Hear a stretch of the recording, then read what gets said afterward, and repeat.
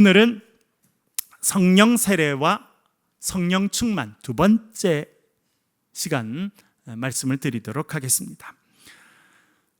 제가 장신대에서 공부할 때 성령론에 대해서 배운 교수님이 있습니다. 현요한 교수님이라는 분이신데, 그분은 장신대에서 공부하고 미국에 유학 가셔서 유명한 프린스턴 신학대학원에서 성령론을 연구하셔서 박사학위를 받으셨습니다. 그리고 한국에 오셔서 평생 성령에 대해서 연구하시고, 저도 학생일 때 이제 또 그분 수업도 듣고 했습니다. 그분이 쓰신 책 중에 성령 그 다양한 얼굴이라는 제목의 책이 있습니다. 그 책을 제가 학생 때 읽었었는데, 유학할 때 이제 너무 다 책을 못 갖고 와서, 유학할 때는 제가 한 10권 외에는 다 이제 기증을 하고 갔거든요. 이번에 다시 제가 책을 사서 읽어보았습니다. 성령 세례와 성령 충만에 대한 설교를 제가 시리즈로 하고 있는데, 그걸 위해서 제가 6권 정도 책을 사서 다시 또 필요한 부분들을 열심히 읽고 있는데, 그 현요한 교수님의 책의 제일 마지막에 논문 한 편이 실편이 일려 있는데, 그 논문 제목이 뭐냐면 성령 세례와 성령 충만에 대하여입니다. 그분이 첫 번째 이렇게 쓰셨더라고요. 20세기에 들어와 기독교 교회는 그 역사상 어느 때보다 더 자주 성령 세례라는 용어를 사용하게 되었다. 그러니까 이분이 성령론을 전공해서 박사학위 받으시고 평생 연구를 하셨으니까 얼마나 많이 보셨겠습니까? 성령 세례라는 단어가 우리가 본 것처럼 사도행전에 등장합니다. 너희들은, 요한은 물로 세례를 주었지만 너희들이 몇 날이 못해서 성령으로 세례받을 것이다, 예수님께서 사도행전 1장 5절에 말씀하셨는데, 그게 나오는 성령 세례라는 단어는 19세기까지는 별로 사용을 안 했다는 겁니다. 기독교 역사가 2000년인데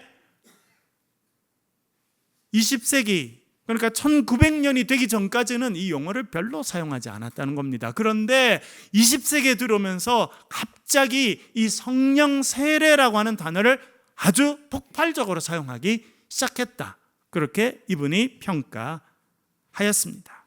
왜냐하면 20세기에 들어와서 전 세계에 성령 세례라고 불려지는 사건들이 폭발적으로 일어났기 때문에 그렇습니다.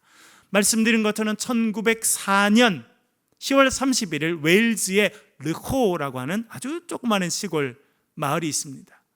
저도 이번에 공부하면서 한번 가봐야겠다 이렇게 생각이 들었는데, 그게 모리아 예배당이라는 예배당이 있었습니다. 26살짜리 청년 에반 로버츠를 중심으로 17명의 젊은이들이 모였습니다. 전심으로 기도하기 시작했는데, 그때 성령의 강력한 임재가 있습니다. 사람들이 그것을 성령의 세례라고 나중에 부르게 됩니다. 그것이 저 유명한 웨일즈 부흥운동의 시작입니다. 그 부흥운동의 불길은요, 웨일즈 전역으로 번져가게 됩니다. 그래서 웨일즈라는 사회 자체가 완전히 새롭게 되는 놀라운 일이 있게 되었습니다. 그 웨일즈에 시작된 성령 부흥의 불길은 영국의 영향을 많이 받고 있었던 인도로 가게 되고, 인도에서 부흥운동이 일어나게 됩니다. 그리고는 대서양을 건너가서, 영국에서 대서양을 건너가서 미국 LA 지역에 있게 됩니다. 1906년 4월 9일 그렇게 딱 정확하게 이제 기록되어 있습니다. 저도 LA 살았는데 길은 못 가봤는데, 제가 이걸 공부하고 다음에 LA 가면 꼭 가봐야지 하는 데가 있어요. 그건 뭐냐면 216, 이거는 이제 집 번호입니다. 집 번호. North 바니브레라고 하는 길 이름이에요. 그 이름에 216번지에 있는 집이 있었습니다. 에즈벨이라고 하는 사람. 이번에 보니까 제가 직접 가보지는 못했는데 보니까 지금도 이제 그 집이 그대로 남아 있더라고요. 물론 새로 모습은 바뀌었습니다만 그 번지에 그 집이 그대로 있어요. 그게 에즈벨이라는 사람이 살고 있었는데, 그게 기도 모임으로 한 10명쯤 모였습니다.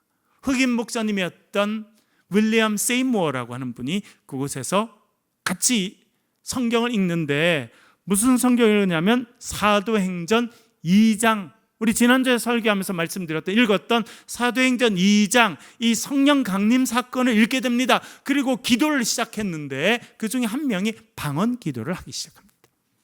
그러면서 그 옆에 있는 사람이 또 방언 기도를 하고 그 옆에 있는 사람이 방언 기도를 하고, 그래서 기독교 역사에서는 그날 1906년 4월 9일 그 216 바니 브레 스트리트에 있었던 에즈베리의 집에 성령 세례가 있게 됐다라고 말합니다. 그리고 그 다음 날부터 사람들이 막 들어오니까 그 조그마한 집에 사람들이 모일 수 없어서 결국은 넓은 장소를 찾아가게 되는데 그게 312 아주사 스트리트라고 하는 곳에 있는 건물을 얻게 됩니다. 그래서 그 이후로 그 운동은 아주사 부흥 운동으로 알려져 있습니다. 지금 전 세계에 가장 빠른 속도로 성장하는 기독교는 오순절 계열의 교회들입니다.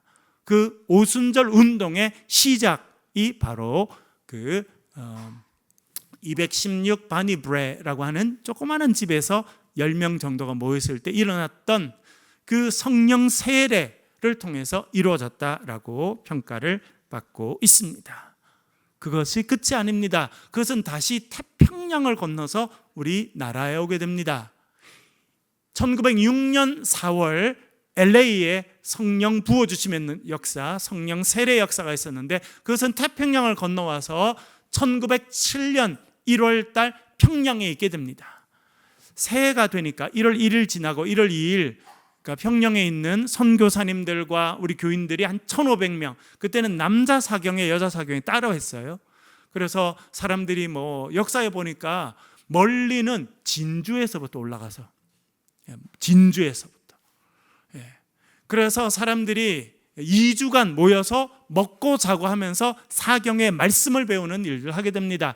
마지막 날 1월 14일 저녁 기도회를 하게 되었는데 그때 성령의 강력한 임재가 있게 됩니다.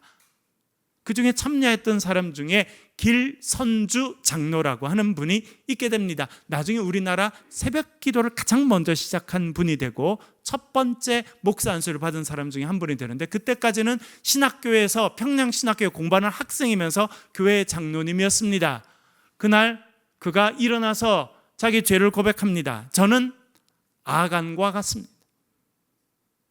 1년쯤 전에 제 친구가 죽었습니다. 죽으면서 그 재산을 저에게 관리해달라고 부탁했습니다. 그 재산을 관리하는 중에 미화 100달러, 그 당시는 상당히 큰 돈이었습니다. 미화 100달러 정도를 제가 훔쳤습니다. 저는 아간과 같은 존재입니다 라고 고백하였습니다.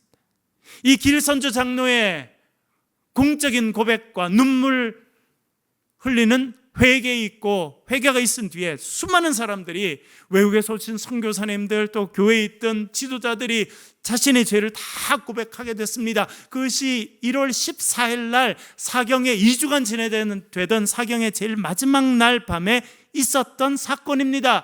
성령의 놀라운 기름 부으심의 역사, 임재의 역사가 있었습니다.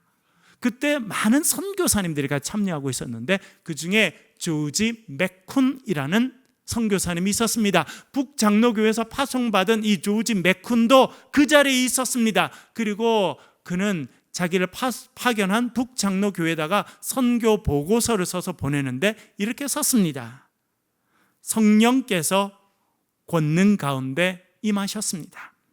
장대현 교회에서 모인 지난밤 집회는 최초의 실제적인 성령의 권능과 임재의 현시였습니다. 우리 중 아무도 지금까지 이전에 그 같은 것을 경험하지 못했으며 우리가 웨일즈, 인도에서 일어난 부흥운동에 대해서 읽었지만 이번 장대현 교회의 성령의 역사는 우리가 지금까지 읽었던 그 어떤 것도 능가하는 것입니다 라고 써서 보고서를 써서 보내게 됩니다. 사도행전 2장에 있었던 그 성령의 강력한 임재가 어젯밤 장대현 교회에서 그대로 다시 이루어졌습니다라고 그가 보고하고 있는 것입니다. 20세기 들어오면서 이런 부흥의 역사가 있게 됩니다.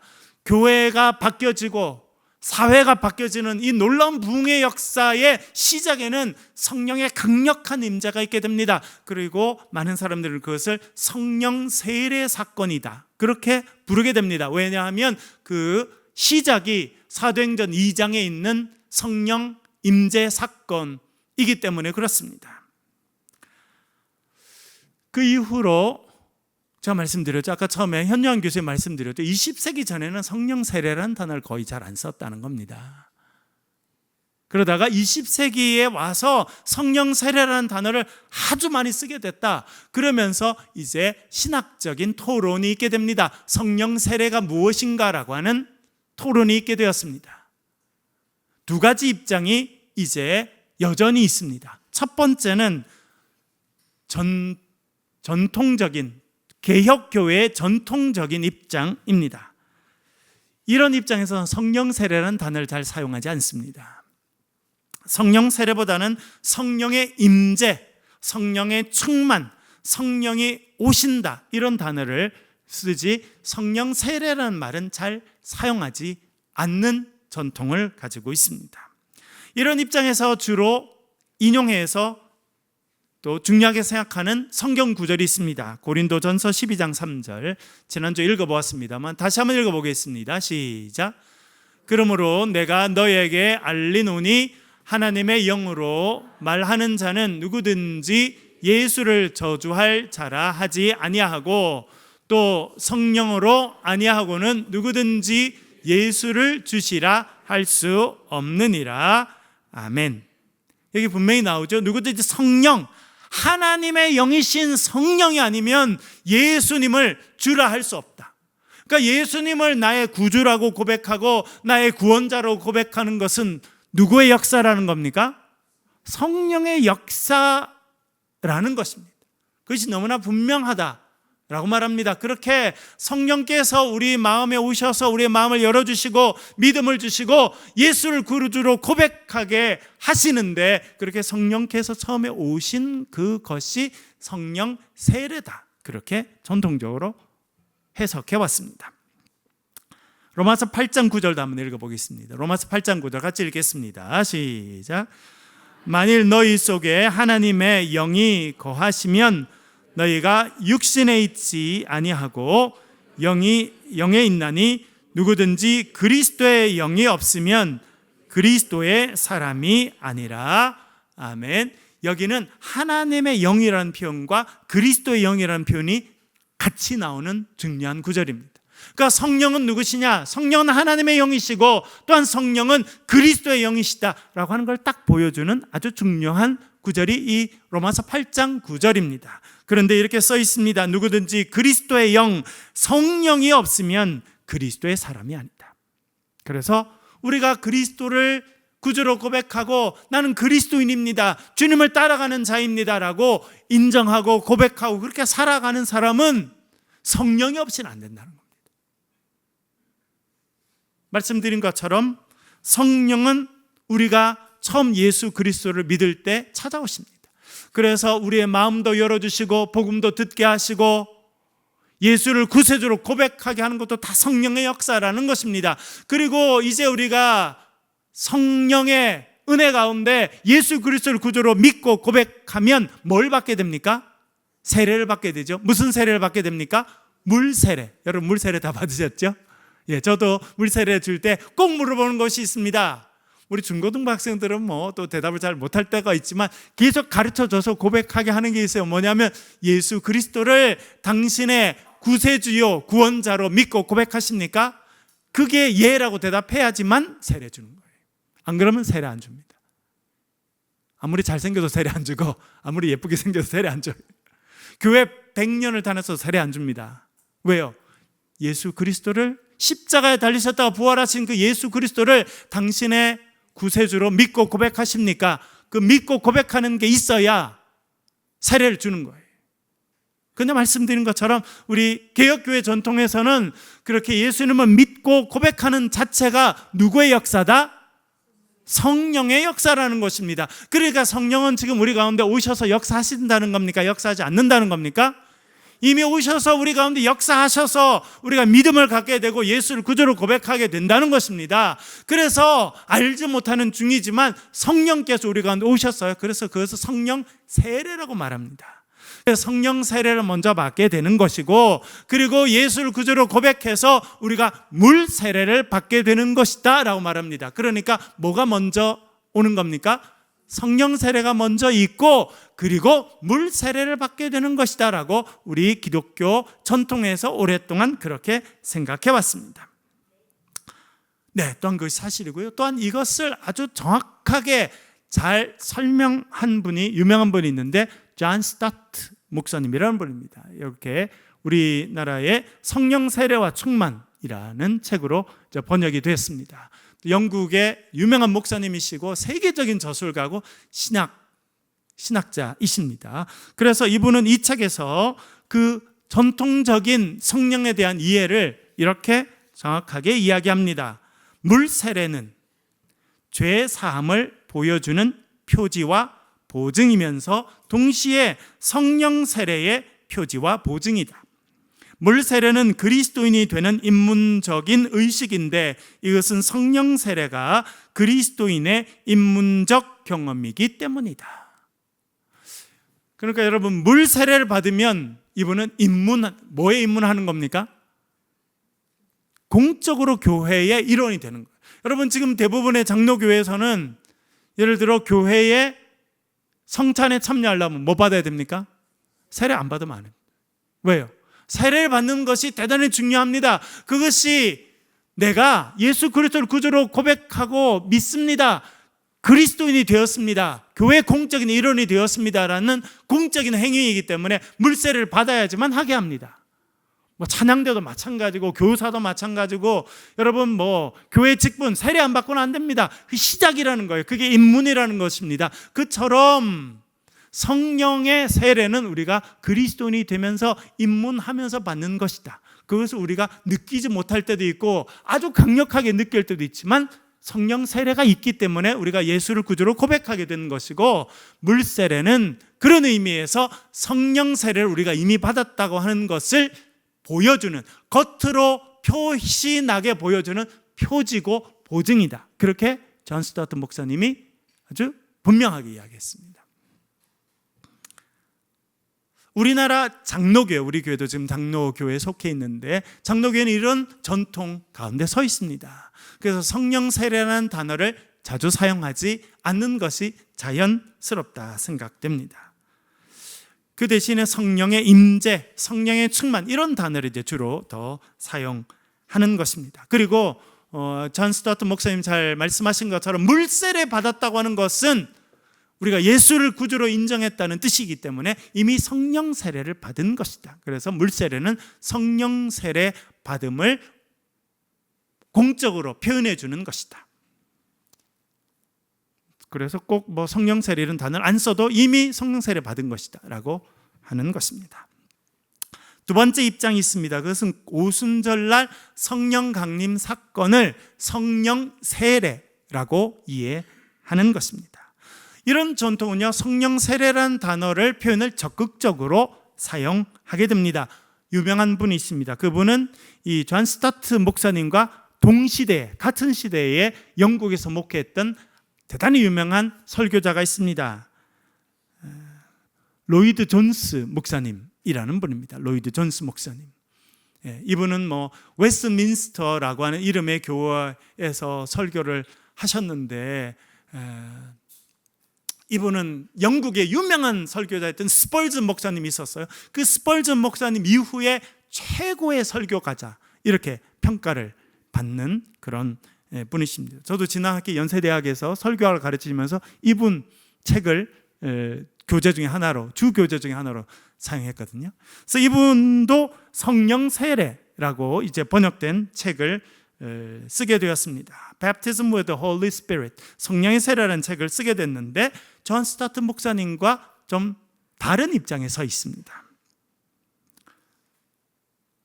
이분은 성령 세례를 아주 강조합니다. 그렇다고 이분이 오순절, 펜테코스텔 오순절에 그런 전통에 속해 있는 목사님은 아닙니다. 전형적인 전통, 개혁교회 전통에 서 있는 목사님이신데 이분은 그것을 강조합니다. 왜냐하면 그가 목회하면서 그걸 많이 깨달아서 그렇습니다. 이분은 원래 의사로, 외과 의사로 트레이닝을 받고 외과 의사로 하다가 나중에 부르심 받아서 신학을 공부하게 되고 목회자로, 설교가로 살게 되었는데, 그가 설교하던 1950년대, 60년대 영국은 엉망이었습니다. 영국 교회가 엉망이었습니다.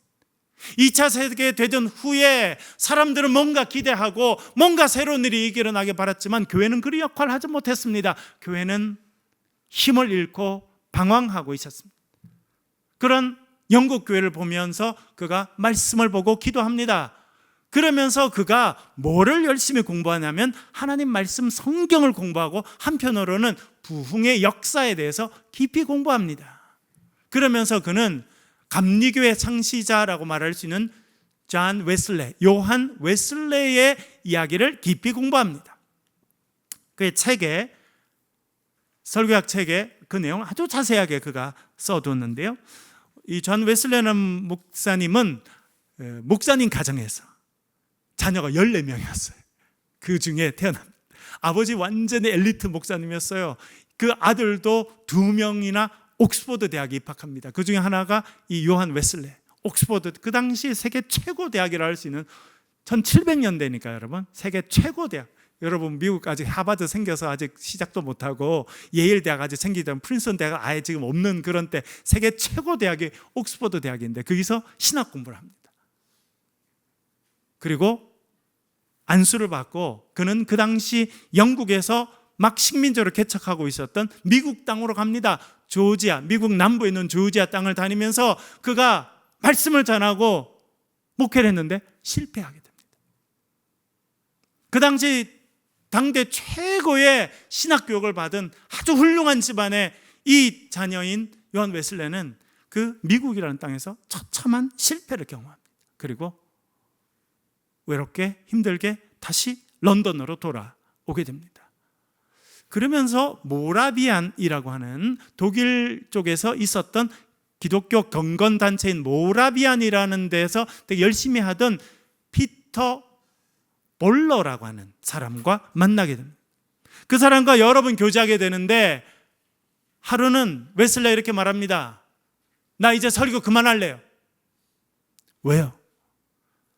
믿음을 통해서 의롭게 된다, 이 신칭이 내가 알고 확신하고 지금까지 설교해 왔습니다. 내 머리로는 그것이 이해가 되는데 가슴으로는 느껴지지 않습니다. 그래서 머리로만 이해가 되고 가슴으로 이렇게 확신이 되지 않는 이것을 설교하느니 저는 이제 설교를 그만두겠습니다 라고 말합니다. 그러자 볼러가 이야기합니다. 안 됩니다. 계속 설교를 하십시오. 마음으로 느껴질 때까지 설교를 계속 하십시오 라고 말합니다. 그 볼러의 말에 이 요한 웨슬레는 격려를 받게 됩니다. 그리고 하나님 은혜를 사모합니다. 그러던 중에 1738년, 오래전이죠. 1738년 5월 24일 이 요한 웨슬레는 매일 일기를 썼어요. 그래서 정확하게 시간과 그게 다 남아 있습니다. 1738년 5월 24일 저녁 그는 올더스게이트라고 하는 길 거리에 있는 성경 공부 모임에 참여하게 됩니다. 그 모임에 갔더니 사람들이 모여서 성경 공부를 하는 거예요. 그런데 그 중에 인도하는 사람이 서서 뭘 읽기 시작했냐면 종교개혁자 마틴 루터 목사님이 쓴 로마서 주석이 있습니다. 로마 주석, 아주 두꺼운 로마 주석인데 그 로마서 주석의 서문을 읽기 시작했어요. 그러니까 존 웨슬레는 의자에 앉아서 그분이 읽는 그 로마서 주석의 서문을 듣고 있었습니다. 그런데 그때 그는 특별한 경험을 하게 됩니다. 자기의 마음이 뜨거워지는 것을 경험했습니다. 그래서 그는 이렇게 썼습니다. My heart was strange warmed. 내 마음이 아주 이상하게 뜨거워졌다. 우리는 이제 장로교회의 전통이 있습니다. 강리교회는 이 날을 대단히 중요하게 생각합니다. 왜냐하면 요한 웨슬레가 성령 세례를 받은 날로 그날을 기념해서 지금도 그날을 지킵니다. 그렇게 가슴이 뜨거워지는 경험을 하고 이 요한 웨슬레는 완전히 바뀌게 됩니다. 그래서 그가 가는 곳마다 성령의 부으심과 놀라운 부흥의 역사가 있게 됩니다. 그래서 그는 말을 타고 다니면서 미국 전역을 다니고 식민지였던 미국을 다니면서 가는 곳마다 전도하고 영국을 다니면서, 그리고 그는 처음으로 예배당 밖에서 들판에서 사람들에게 말씀을 전하는 그런 일들을 통해서 영국 사회가 바뀌어지는 일을 하게 되었습니다. 이 로이드 존스 목사님이 영국 사회를 바라보면서 50년대 60년대 영국의 사회는 혼란스럽고 교회는 아무 역할을 하지 못하는, 그런데 목회자로 서서 자기가 선조들이 어떻게 했는지를 연구한 거예요. 그러면서 깨닫게 됩니다. 이것이 필요하구나. 성령의 기름 부으심이 필요하고 성령 세례가 필요하고 우리가 성령으로 다시 한번 능력을 입는 일이 필요하구나, 그렇게 생각하게 되었습니다. 그런 마음으로 그가 사도행전 말씀을 묵상합니다. 우리가 얼마 전에 사도행전을 묵상했죠. 그러면서 예수님께서 제자들에게 요한은 물로 세례를 주었으나 너희는 몇 날이 못되어 성령으로 세례를 받을 것이다 라고 하는 말씀을 발견하고, 예수님께서 성령으로 세례 받을 것을 말씀했구나, 그렇게 한번 생각해 본 거예요. 그럼 제자들은 성령의 역사를 경험하지 못했던 사람들인가? 여러분, 예수님의 제자들은 예수님을 믿었던 사람들입니까? 안 믿었던 사람들입니까? 그는 이렇게 써두었습니다. 이미 신자들이었고 거듭난 사람들이었으며 어떤 의미에서는 이미 성령을 받은 사람들이 성령으로 세례를 받았다.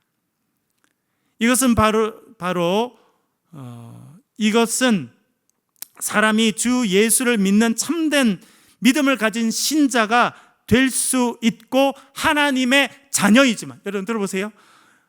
자기가 뭘 깨달았냐면, 이것은 뭘 말하냐면, 어떤 사람이 예수를 믿어서 참된 신자가 되고 하나님의 자녀가 될 수 있지만 동시에 성령으로 세례는 받지 못했을 수 있다는 것을 말해주는 것이다.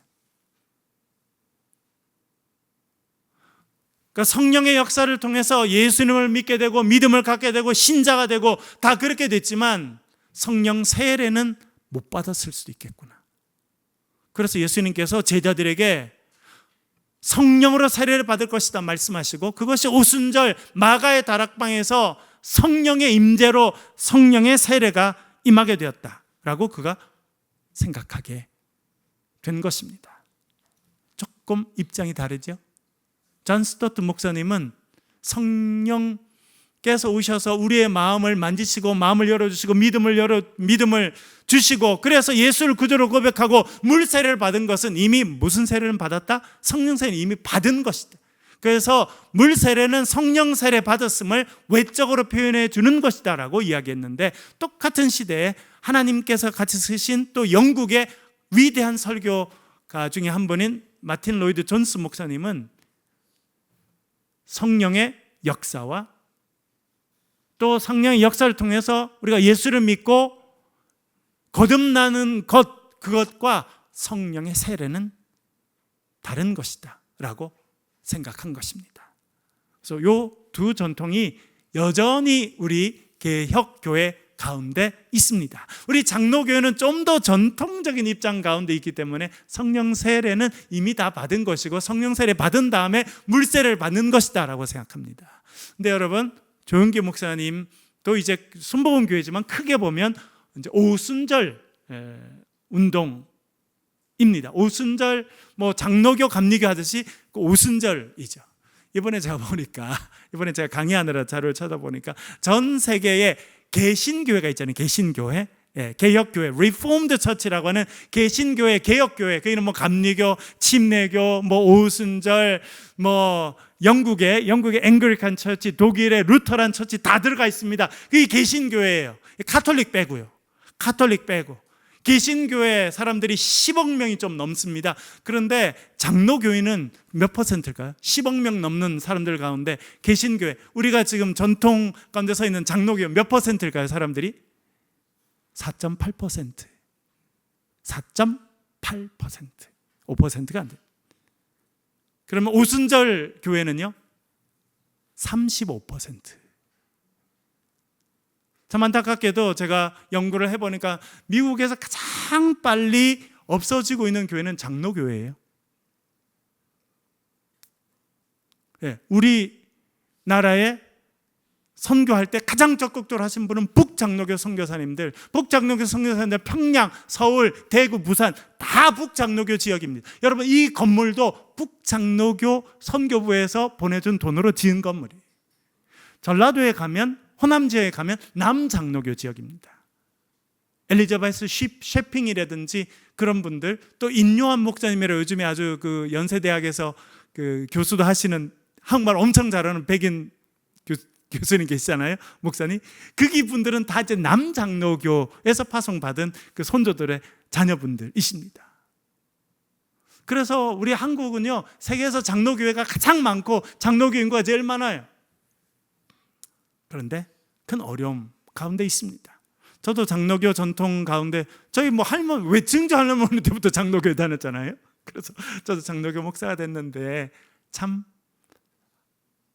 지혜로워야 된다는 생각을 참 많이 하게 됩니다.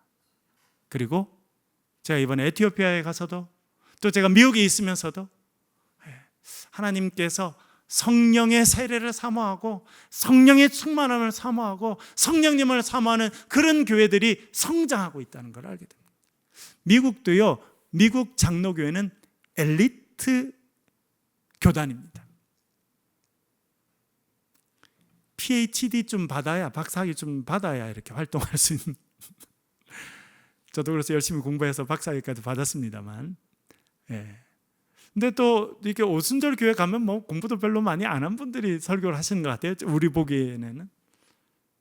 그런데 큰 하나님의 역사는 어떻게 가고 있는지 우리가 잘 볼 필요가 있습니다. 성령 세례라고 하는 단어를 우리 개혁교회, 특별히 장로교회에서는 많이 사용하지 않았습니다만, 현요한 교수님의 말씀처럼 20세기 들어서 우리가 이 단어를 많이 쓰고 있습니다. 그리고 성령께서 모인 무리들 가운데 강력하게 임하시고 그들을 변화시켜 주시고, 그를 통해서 교회가 새롭게 일어나고 교회의 변화를 통해서 사회가 변화되는 그 모습들의 시작을 성령 세례라고 말하였습니다. 오늘 본문에 보면 베드로가 그 말씀을 하고 있는데요, 2장 17절 18절 읽어보겠습니다. 사도행전 2장 17절 18절 같이 읽겠습니다. 시작.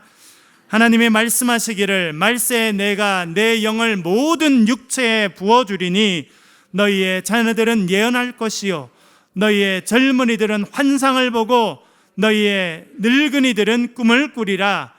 그때에 내가 내 영을 내 남종과 여종에게 부어주리니 그들이 예언할 것이요. 아멘. 그 성령 세례 사건, 성령의 임재 사건을 경험하고 베드로가 완전히 바뀌었어요. 여러분, 베드로 어느 대학 출신입니까? 어느 고등학교 출신이에요? 학교 근처에 가본 적이 없었습니다. 태어나서 조금 해서 7살, 8살 때부터 아버지 따라서 배 타기 시작하고 그물 던져서 물고기 잡고 살았습니다. 전혀 공부를 한 적이 없습니다. 그러나 그가 성령의 충만함을 받자 나아가서 전도하기 시작합니다. 나중에는 가면요, 여러분 우리 복음노트 할 때 보셨죠? 사내들이 지금의 국회 앞에 가서 당당히 이야기했더니 국회의원들이 베드로를 보고 깜짝 놀라요. 베드로야, 너 학교 다닌 적이 없는데 도대체 어떻게 이렇게 말하는 걸 배웠느냐? 깜짝 놀라게 됩니다. 어떻게 그랬습니까, 여러분? 그것이 성령의 임재를 통해서 이루어진 일이에요. 그러면서 그가 사람들에게 말합니다. 우리가 마가의 다락방에서 경험했던 이 성령의 놀라운 임재와 부어주심의 역사는 요엘 선지자가 하셨던 말씀이 이루어진 것이다. 요엘이 말합니다. 내가 말세에 너희 나의 영을, 하나님의 영, 성령을 부어주시. 여러분, 여기에 부어주신다는 표현이 나오죠. 부어주신다. 그래서 성령 세례는 outpouring of the Holy Spirit, 성령의 부어주심이라고 그렇게 정의됩니다. 성령께서 많은 사람들에게 엄청나게 부어주시는, 예수님께서 성령을 물 붓듯이 부어주시는 그 역사를 성령 세례라 그렇게 표현하게 됩니다. 너희 자녀들은 뭐 하게 될 것이요? 예언하게 될 것이고, 너희 젊은이들은 뭐 하게 될 것이고요? 환상을 보고 너희의 여기 성경에 늙은이들이라고 돼 있는데, 그래서 우리 아까 불렀던 찬송에는 뭐로 돼 있습니까? 아비들은, 그러니까 아빠 엄마라는 거예요. 아빠 엄마, 나이가 드신 아빠 엄마들은 뭐 하게 될 것이다? 꿈을 꾸게 될 것이다. 여러분, 환상은 뭐고 꿈은 뭡니까? 여러분, 어젯밤에 꿈 꾸셨습니까? 비전. 여러분, 10장, 사도행전 10장에 보면 베드로가 뭘 보게 됩니까? 환상을 보죠. 뭐가 옵니까? 하늘에서 보자기가 내려와서, 아유, 저 이거 안 먹습니다. 그랬더니 하나님께서 거룩하게 하신 것, 정결하게 하신 걸 네가 어떻게 더럽다고 하느냐. 그때 본 환상이 여기서 말하는 환상이에요. 그 뭐 어르신들이 보게 되는 꿈은 뭡니까? 똑같습니다. 다른 게 전혀 없어요. 영적인 눈이 열려서 하나님의 놀라운 것을, 여러분 이사야 6장에 보면 이사야 선지자가 눈이 열리게 되고 영적인 눈이 열려서 천상을 바라보게 됩니다. 천상에 있는 생물인 스라비 6날개로 날면서 찬양하는 모습을 보고 하나님의 영광이 하늘의 보좌 가운데 가득한 걸 보게 됩니다. 그것이 환상이에요. 그것을 보게 하겠다는 겁니다. 자녀들은 예언할 것이고, 예언은 뭐냐면 그렇게 영적인 눈이 열려서 본 것을 입으로 말하는 것이 예언이라는 거예요. 그러니까 사실은 이 자녀들에게, 청년들에게, 또 아비 엄마에게 주시는 은사는요 다 같습니다. 특별히 다른 게 아니에요. 영적인 눈이 열릴 거라는 거고, 하나님 앞에 하늘나라에 감춰져 있던 그 놀라운 비밀을 깨닫게 될 것이라는 것이고, 결국 그것을 나아가서 전하는 인생이 될 것이다. 그것이 하나님의 영, 성령을 부어주실 때 일어날 일일 것이다. 그렇게 말씀하고 있습니다. 그러면서 베드로가 이렇게 정리합니다. 33절을 읽어보겠습니다. 같이 읽겠습니다. 시작. 하나님이 오른손으로 예수를 높이심에 그가 약속하신 성령을 아버지께 받아서 너희가 보고 듣는 이것을 부어 주셨느니라. 아멘. 하나님께서 아들이신 예수님을 살려주셨어요. 부활하게 하셨습니다. 그리고 승천하신 주님을 하나님의 보호자 우편에 앉게 하셨습니다. 그랬더니 성령을 부어주셨다. 성령을 보내주시고 성령을 물같이 부어주셨더니 그 결과로 너희가 보고 듣는 이것을 부어주셨다. 성령이 임하시게 되니까 방언을 하게 되고 지혜를 배우게 되고, 여러분 베드로가 공부를 하지 못했어요. 19세기 미국 사회를 완전히 바꿔놓았던 D.L. 무디라는 사람이 있습니다. 공부 못했어요. 제대로 교육받지 못했습니다. 그러나 하나님께서 그를 들어쓰시자, 제가 이번에 놀란 것은요, D.L. 무디라는 사람이 미국에서 활동했는데 호주에서도 와달라고 얼마나 부탁을, 영국에서도 와달라고, 유럽에서도 제발 와서 목회, 제발 와서 우리 가르쳐달라고. 학교도 안 다녔는데, 박사학위도 없는데, 성령의 충만한 역사 가운데 있으니까 하나님이 지혜를 주셔서 박사학위 10개를 받은 것보다 훨씬 더 하나님의 진리를 보게 되고 알게 되고 알려준 겁니다. 그래서 이번에 다 다닐 수가 없어가지고 나중에 R.A. 토레이라고 하는 유명한 분, 그분은 완전히 학자신데 또 그분을 보내서 하고, 하여튼 그런 일이 있었더라고요. 여러분, 주님께서 우리 가운데 성령의 은혜를 부어주시고 우리가 성령 사이를 받게 될 때 하나님의 사람으로 변화되는 역사가 있게 될 줄로 믿습니다. 여러분, 이것을 사모하시고 이 시대에 하나님 앞에 쓰임받는 저와 여러분 되시길 주의 이름으로 간절히 축원합니다.